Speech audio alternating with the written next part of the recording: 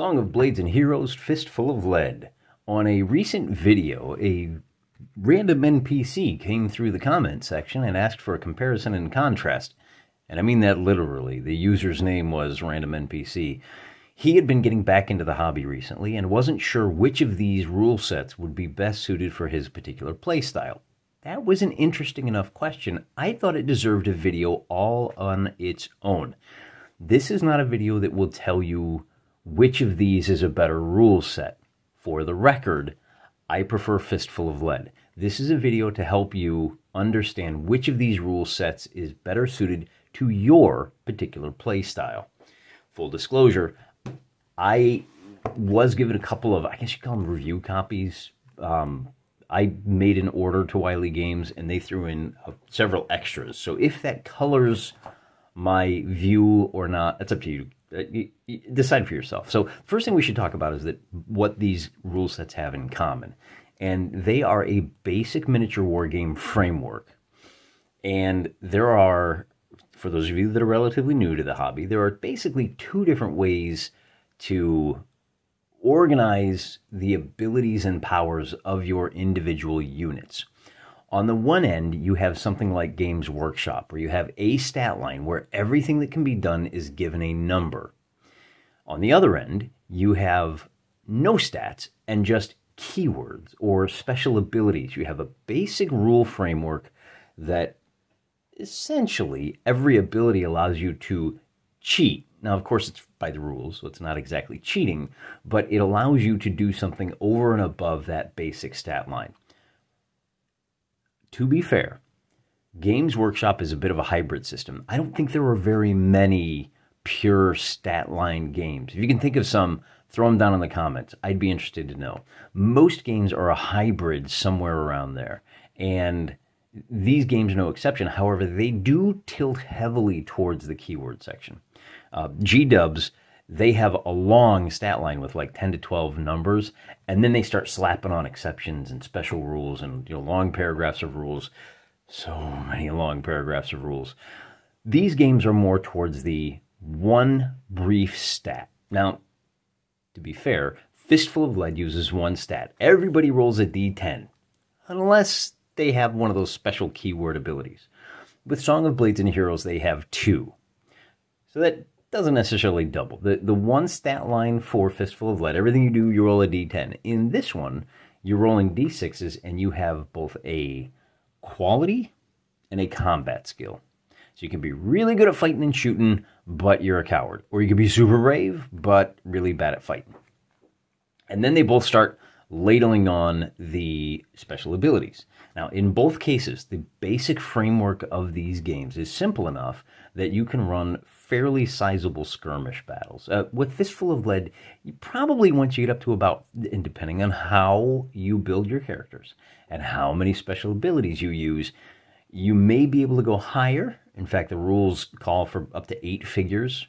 But because there are so many special rules, and those special rules are so powerful, generally speaking, you're going to wind up with about 5 characters each for each side. 5 is about the limit. If you trade in one of those special abilities for 3 lesser figures, you can get up to about 8, maybe even 10, but it starts to get pretty heavy on the cognitive load.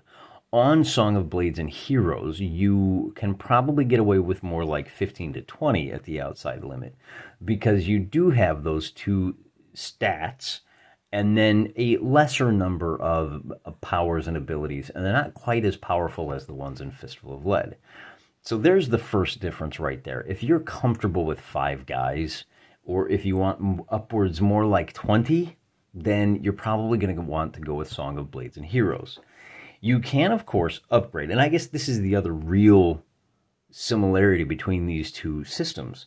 The core framework of the rules is simple enough that you can start slapping on, hey, look, both of these, Song of Drums and Chacos, Fistful of Lead, Horse and Musket, have what amount to Napoleonic rule sets that are specifically written and designed to tweak the core system to give it a more black powder feel.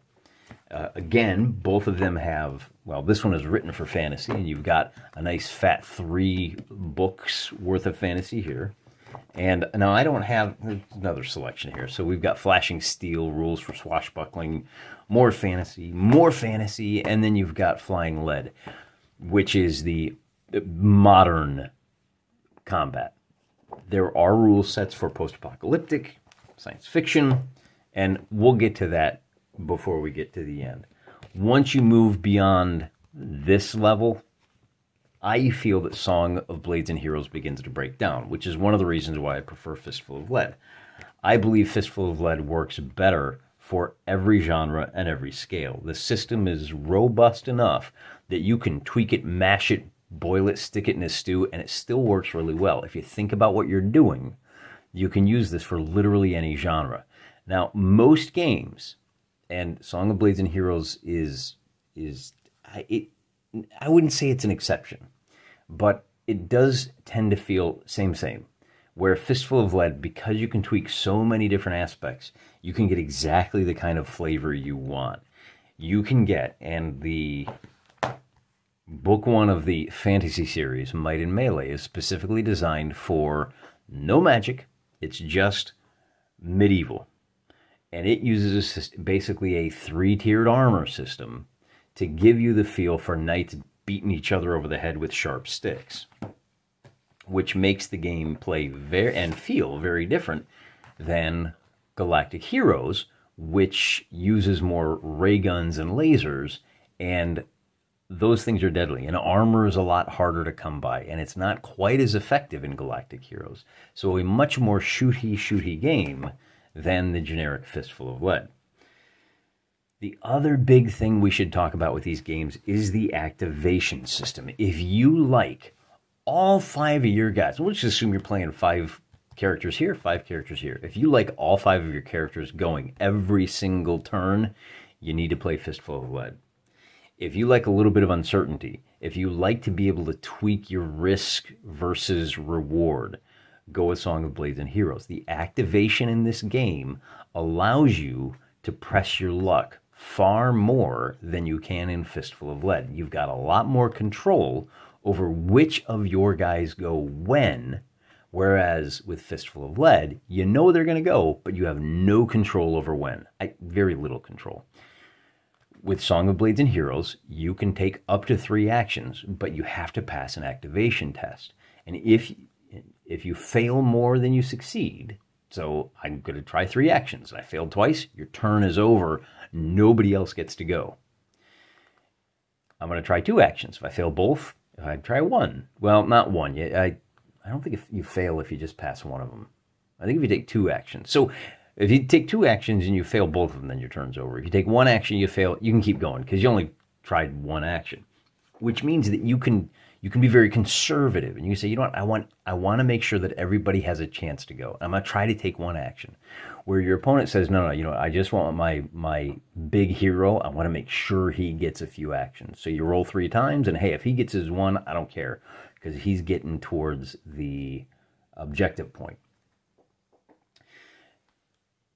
So right out of the gate, like the initiative system, if you want more control over who goes first for your team, go with Song of Blades and Heroes.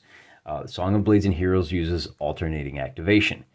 Your opponent will activate, and then you will activate. So the game is very much broken down into an I go, you go, or alternating activation. Fistful of Lead is also I go, you go, but you deal out cards, and the higher your card, you get dealt. Well, you know what? I forgot. I misspoke. You have a lot of control over which of your characters go first because you're dealt a hand of 5 cards. I don't play it this way. I'm a solo gamer, so I just deal cards to everybody. But in a 2-player game, you are dealt a hand of 5 cards, and you can pick which card activates which dude. All of your guys are going to get to be activated every turn, but the order they activate in is up to you, but the priority is up to the cards. If the highest card in your hand is a 5, then your team's going last. Your team is going to have to sit back and watch the other guy go. On the other hand, that can be good and bad, right? If you're dealt a hand of 5 face cards, then you're probably going to be going first. Like, you're going to be done way before your opponent is. And that might be bad.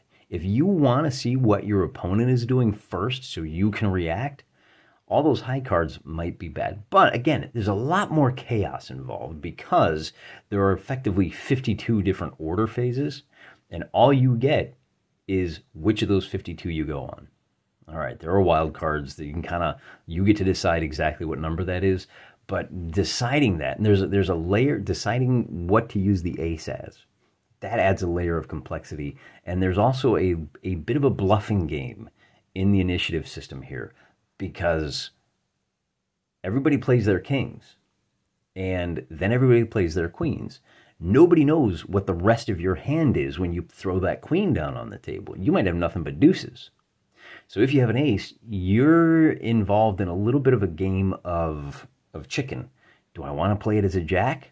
But I need to go before that guy. If he's got a queen, then I can't, I might need to play this as a king so that I can interrupt his queen, but I'm really hoping for the jack because the jack gives you special power. So a lot more touch and go, a lot more thinky bits just in the activation on Fistful of Lead.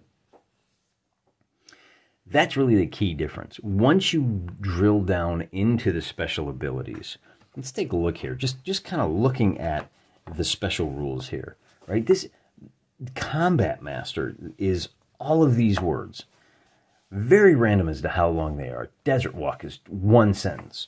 But some of these, flying, that takes a lot of verbiage to explain what that is. Lethal, that's this whole column, right? These rules all intersect, and there are a whole lot more to them. Whereas if we look at the special rules here, we'll turn to that page and look. I mean, it's 2 or 3 pages. I'm sorry, 2 or 3 sentences for each one. Very simple. Now, I did say that you have one stat, and that's essentially your combat ability with this. You can tweak that up and down, so you do have to worry about, normally everybody uses a D10. You might get bumped up to a D12. You might get bumped down to a D8. But that one figure, generally speaking, will always be using that one kind of die. So to that end, one of the great ways to compare a couple of games is to take a look at the roster. Unfortunately, both of these will give you. So here, just from looking at this, just if you didn't know anything else about the game, you could take a look at this and go, okay, well, I mean, I've got, what is this, 2, 4, 6, 12 different slots here, and all I've got is quality, combat, special rules. All right, so 12 slots here. We look at the roster for, we look at the, oh, did I pick the one that doesn't? No, there's one in here somewhere. One of these should have it in the back, though. Aha, here we go. I'm not going to make you watch me flip through the books. This is what a typical roster sheet looks like for Fistful of Lead. Count them. 1, 2, 3, 4. Shoot, close combat. These are probably the same in most cases. Weapons, traits, oh, right? But you've only got 4 of them here. The game maker recommends you copy this out, and these are, I think they're pretty close to the size of Magic the Gathering cards. So if you've got card sleeves, you can even, there's a couple of different ways to Photoshop in pictures of the miniatures themselves to make it easier. And then you can put your status markers on here. And that's probably the next thing we need to talk about. When you sit down at the table and you're ready to play the game, Fistful of Lead has a number of status markers, and here they are on the back page. You have to track ammo, which is a chip that goes down next to your character. If he's sneaking along, it makes it hard for him to be shot at. Oh, you got to throw a chip down to mark that. Oh, if he's on Overwatch or he's wounded, and these stack up. Most characters, if you're playing the skirmish level of this game, they might have up to 2 of these, up to 3 of these. Shock, they can build up 3, 4, 5, 6 if they're down, right? So there's just right out of the gate, there's up to 6 status markers you can put on your guy. For Song of Blades and Heroes, it's basically out of ammo and wounds, and not everybody has wounds. Like most guys, if they take that one wound, they're out. Again, here's what a character sheet looks like.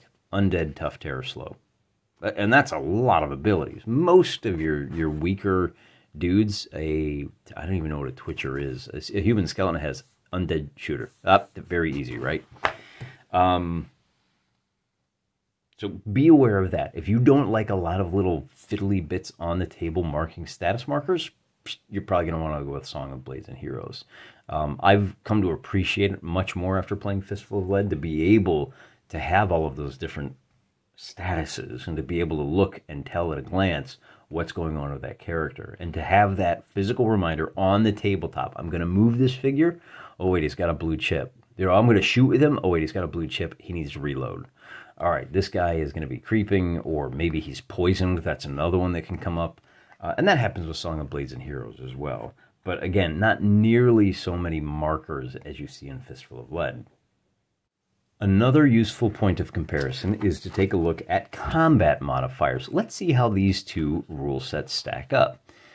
Common melee modifiers in Song of is, let's see, outnumbered, yeah, attacked if you're frozen, if you've chosen to go full-on power attack, ambush bonus, mounted, defending an obstacle, large model, attacking smaller. Okay, see, about 7 of them just in the base. And of course, there's a lot of other little modifiers. Hey, if my guy's got an ability that he's very good at combat, he may have an additional bonus for that. Or if he's bad at it, he may have a minus. So you're looking at about 8 to 10 modifiers you have to keep track of. For Fistful of Lead, you've got 1 for each wounded or shock marker, okay, plus 1 if you're mounted, if you're outnumbered, past the first, prone or weapon. So about the same number of modifiers there. Now, where Song of Blades and Heroes involves an opposed roll, and the success of your attack and the damage you do is related to how much more than the other guy you rolled. If you double or triple him, that will tell you what you actually do to the guy. Oh, and you also have to look at the actual die roll of the attacker. There's a 50% chance you knock your opponent down, or and a 50% chance that you just push him back without doing a wound. Okay, a lot more figures falling down. That's one of the statuses, one of the ways that Song of Blades and Heroes does status. Your figure's up, he's fighting at full power. If he's on the ground, he's going to be fighting with an extra -1. With Fistful of Lead, you just put a wounded marker down to tell you got the -1. Fistful of Lead also uses an opposed roll when you are in melee, and the difference between the rolls, the absolute difference between the rolls plus modifiers, will give you a bonus on the wound roll. So where Song of Blades and Heroes expects you to do a little bit of math to figure out how bad the wound is, Fistful of Lead says, do a little bit of subtraction instead of division, and then after you've done the subtraction, that's going to give you a bonus. Hey, you got to do another roll here on the wounding, and there's a chance that your opponent, particularly if you're playing a nice, spam in a can, knights and armor, he may have a save to reduce the amount of damage. Instead of being wounded, he's merely shocked. So very similar on that score as well, and a brief overview of how they differ. In this case, it's do a little bit of extra math. In this case, it's roll another die. And in both cases, they're opposed rolls. Now that can change in Fistful of Lead if you're playing bigger battles.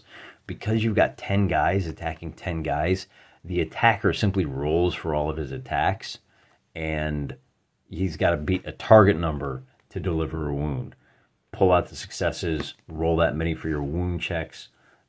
So again, there are, and once you start adding in the period-specific rules, Flashing Steel gives you a lot more chances to influence the swordplay.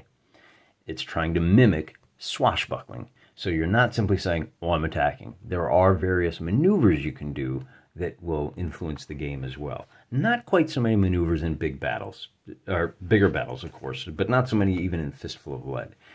You pick your stats, and that's what you use. So again, I want to come back to something we mentioned earlier, and that's flying lead.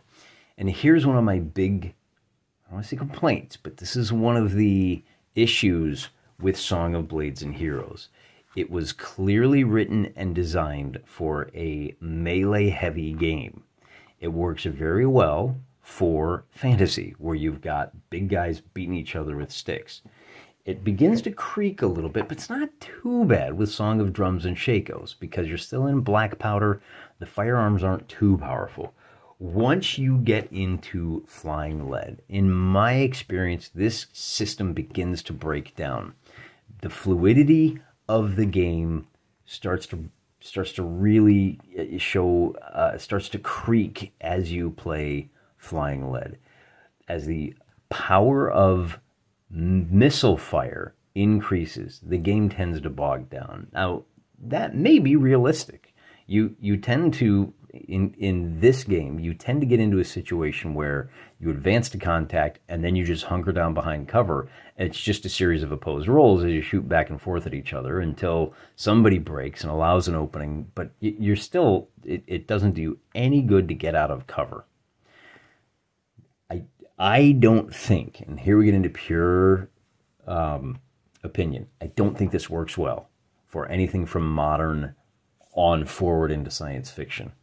On the other hand, and that may be a function of the fact that the game accurately models what a real-life firefight is like. You do not leave cover. There's not a lot of options for moving and engaging and throughout the course of the game. At a certain point, look, you've already done your tactical maneuvers, you're done, now it's just a shooting match.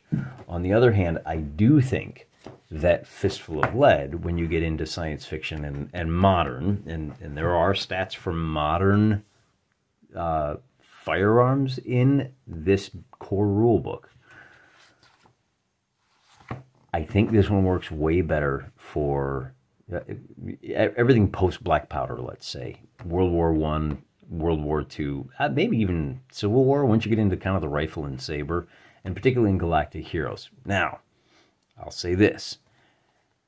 They can tend to feel a bit same as this, right? The core rules are effectively the same. But I should probably stop talking because I don't have enough experience with this to really say.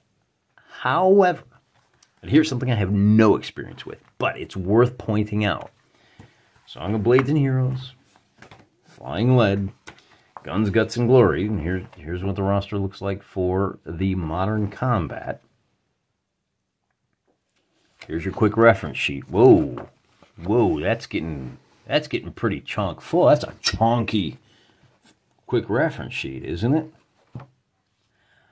I'll also say this. Both of these systems have rules for vehicles. I don't have any experience with any of them. I have no idea how well they work in either case. I can tell you this. The vehicle rules for Fistful of Lead, they're in the vehicle instruction manual. Huh. Go figure. Complete rules for vehicles. They are a bit gamey.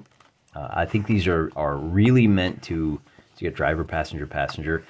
I think they're easier to visualize, conceptualize, and implement because they are somewhat gamey. And it's meant to be representative. I think they play a lot smoother.